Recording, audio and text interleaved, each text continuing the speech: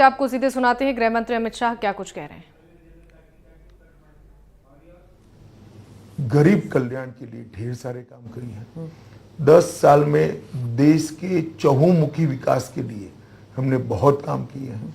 10 साल में देश सुरक्षित हुआ है, 10 साल में देश समृद्ध हुआ है और 10 साल में ढेर सारी जिद्दी टाइप की समस्याओं से देश को निजात मिली है। और यही हमारे इलेक्शन का एजेंडा है कि भारत का गौरव पूरी दुनिया में बढ़ा है और वो मोदी जी के एफर्ट्स के कारण, उनकी क्षमता के कारण, उनकी संवेदनशीलता के कारण और एजेंडा को नीचे तक पहुंचाने के इनके स्वभाव के कारण हुआ है।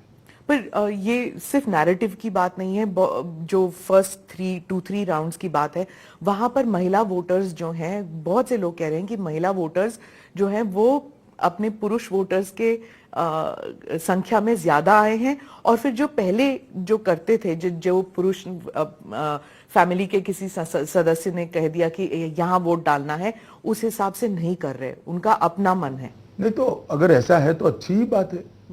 देश की माताओं बहनों ने अपनी इच्छा के अनुसार वोट देना ही चाहिए। क्या आपके कोई ऐसे पॉलिसीज हैं कि लाभार्थी जो है वो महिलाएं हैं, इसलिए? लाभार्थी छोड़िए ना स्मिता जी, आज तो आप मुझे बैठकर सवाल कर रही हैं, कल हो सकता है आप संसद में बैठकर सरकार को सवाल पूछे या विपक्ष को सवाल पूछे, क्योंकि 33% रिजर्वेशन इतने सालों से और किसी ने नहीं किया।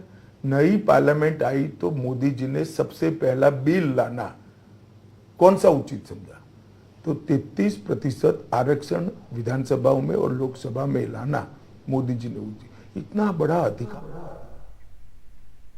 तो अमित शाह ये इंटरव्यू दे रहे हैं एनआई संदेश खाली का इंसिडेंट हुआ था और यहाँ पे मुख्यमंत्री जो हैं वो महिलाएं हैं, उन्होंने कहा कि जो संदेश खाली का इंसिडेंट था वो बीजेपी का षड्यंत्र था, उनसे रचा गया ये खेल था। देखिए, मैं कई बार बता चुका हूं, ममता बनर्जी जी ने अपनी कार्यशैली डेवलप की है। पहले अत्याचार कराइए, जब अत्याचार करिए और होने दीजिए, और अत्याचार से जब लोग परेशान हो जाते हैं उसको उजागर करते हैं, सार्वजनिक करते हैं, तो वो छिपाने के लिए फिर से अत्याचार करिए। संदेश खाली इसका क्लासिक एग्जाम्पल है। एक महिला मुख्यमंत्री के नाक के नीचे धर्म के आधार पर ढेर सारे महिलाओं के साथ दुष्कर्म होता है और वो चुप बैठी है। हाईकोर्ट को इंटरवीन करना पड़ता है दोषियों को पकड़ने के लिए, उसके बाद भी जांच ठीक से नहीं होती है तो सीबीआई को हाईकोर्ट देती है। उनको शर्म आनी चाहिए। विपक्ष कहता है कि जहां आप संदेश खाली का इंसिडेंट उठाते हैं, आपका ही जो अलायंस कर्नाटका में है वहां पे भी औरतों पर अत्याचार हुआ था। प्रज्वल रेवन्ना का केस बता रही हूं मैं, वहां पर आपने उन्हें बाहर जाने दिया। देखिए, आप कर्नाटक से ही आती, वहां सरकार किसकी है? कांग्रेस की। उनको अरेस्ट करने की जिम्मेदारी किसकी है? कांग्रेस की। मेरा बहुत स्पष्ट मत है कि कांग्रेस के डिप्टी सीएम वोकलिगा जाति से आते हैं, डीके शिव कुमार। उन्होंने वोकलिगा वोट बैंक बेल्ट का वोटिंग होने तक इनको हाथ नहीं लगाया और अपनी वोकलिगा वोट बैंक को प्रोटेक्ट करने के लिए उनको जाने दिया है। जिम्मेदारी अगर किसी की है तो उनकी है। जैसे ही घटना बार आई, मेरी पार्टी की ओर से मैंने ही स्पष्ट किया था, भले हमारे एलआई हो, कठोर से कठोर कदम उठाना चाहिए, या तो वो सीबीआई को दे दें।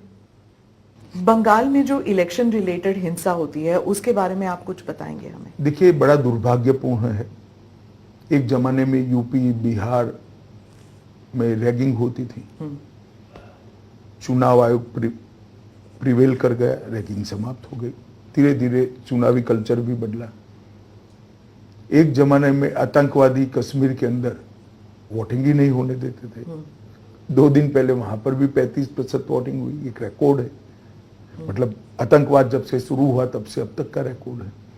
परंतु बंगाल एक देश का एक हिस्सा ऐसा रह गया है और इसके लिए जिम्मेदार टीएमसी सरकार है, जहां चुनाव के बाद भी हिंसा थमने का नाम नहीं लेती है। गत विधानसभा चुनाव के बाद 10 दिन में 53 लोग मरे। चुनाव की बाद चुनावी हिंसा छोड़ दीजिए, पर यहां हाईकोर्ट ने ऑर्डर करना पड़ेगा। आप व्हाट्सएप पे पर्चा डाल रहे हो, जब पार्टी की एक्सपांशन की एक्सरसाइज चलती है, नीचे कोई दूसरी पार्टी के कार्यकर्ता बनते हैं तो उनको लटका दिया जाता है। कोई टीएमसी छोड़कर यहां आएगा तो उसको फांसी चढ़ा देते हैं और कहते हैं आत्महत्या कर दी। मैंने ऐसा दृश्य कहीं नहीं देखा। एक जमाने में केरल में भी हिंसा होती थी, परंतु केरल की हिंसा मारपीट वाली होती थी। तो गरीब लोगों को आप फांसी पे लटका दोगे, जिंदा जला दोगे। कई सारी ऐसी घटनाएं हैं। मैं तो आपकी चैनल से दरख्वास्त करूंगा कि ऐसे दृश्य ढूंढ लीजिए, फांसी चढ़ने वाले और जिंदा जलने वाला एक आदमी अपना वीडियो कर अपील करता है, मैं तो अब जलकर मरने वाला हूं, आप इस शासन को बदलिए। पर इलेक्शन कमीशन ने 7 फेजेस में चुनाव किए थे, सेंट्रल फोर्सेस इतने भेजे गए हैं, फिर भी हो रहा है ये। देखिए, इस बार पहली बार चुनाव के दौरान हिंसा नहीं हो रही, मगर गत चुनाव में भी चुनाव के दरमियान कम हिंसा हुई। जीतने के बाद ममता जी ने हिंसा का तांडव खेला और कहिए हमारी तो शपथ ही नहीं हुई। तो वैक्यूम पीरियड जो है उसका वो उपयोग करती है। मैं मानता हूं वैक्यूम पीरियड में भी इलेक्शन कमीशन ने सुरक्षा की चिंता करनी चाहिए, क्योंकि शपथ के बाद तो उनकी कॉन्स्टिट्यूशनल रिस्पॉन्सिबिलिटी होती है।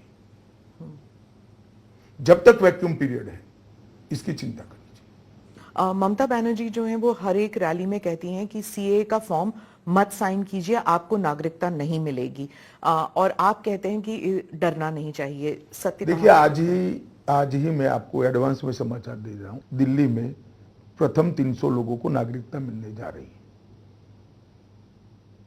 ये देश का कानून है स्मिता जी, और इसको इस तरह से झुठलाया नहीं जा सकता। जो हिंदू, सिख, बौद्ध, जैन, क्रिश्चियन भारत, पाकिस्तान, बांग्लादेश और अफगानिस्तान से आए, वो सारे लोग 2014 के पहले जो शरणार्थी बनकर आए, उनका अधिकार है, डॉक्यूमेंट हो न हो उनको नागरिकता मिलेगी। आपने कहा कि अगर बंगाल में बीजेपी को 30 से ज्यादा सीट मिलती है, 30 या उससे ज्यादा सीट मिलती है, तो ममता बनर्जी की सरकार नहीं रहेगी। ऐसे कैसे? उनकी खुद की सरकार में उनकी कार्यपद्धति और भतीजे को तवज्जो देने के कारण ढेर सारा असंतोष हम देख रहे हैं, और जनता का जनादेश अपने आप में बहुत महत्वपूर्ण चीज होती है। एक बार जनता का जनादेश कंप्लीटली इनके खिलाफ जाएगा, बंगाल के अंदर निश्चित रूप से हमें कुछ करने की ही जरूरत नहीं पड़ेगी। 18 सीट में पोलिंग हो चुकी है इस राज्य में, कितने सीट आप कहते हैं? मैं अभी भी मेरी बात पर कायम हूं, हम 24 से 30 सीट जीतेंगे, और निश्चित रूप से बंगाल की जनता इस बार बहुमत सीट नरेंद्र मोदी जी को देने जा रही है। क्या यही कारण है कि ममता बनर्जी जो है वो इंडिया अलायंस पार्टनर्स के राज्यों में जाके प्रचार बिल्कुल नहीं कर रही? हालांकि इंडिया नाम ही शायद उन्होंने दिया था, वो एटलीस्ट वो क्लेम करती हैं, पर उन्होंने कोई प्रचार नहीं किया। वो सिंगल फोकस इसी राज्य में रुकी हुई हैं। शायद उनका प्रचार का बाकी राज्यों में डिमांड भी नहीं होगा, और उनको लगता है कि यहाँ अपना घर बचाना बहुत जरूरी है। दोनों चीजें हैं। उड़ीसा में भी नहीं गई हैं। उनका संबंध जो है नवीन बाबू के साथ थोड़ा सा खट्टा मीठा रहा है इन द पास्ट। ओडिशा आप जा रहे हैं, वहां का आप बताइए कि वहां चल क्या रहा था, क्योंकि नवीन बाबू जो हैं वो अपना प्रीवियस रिकॉर्ड तोड़ना चाहते हैं।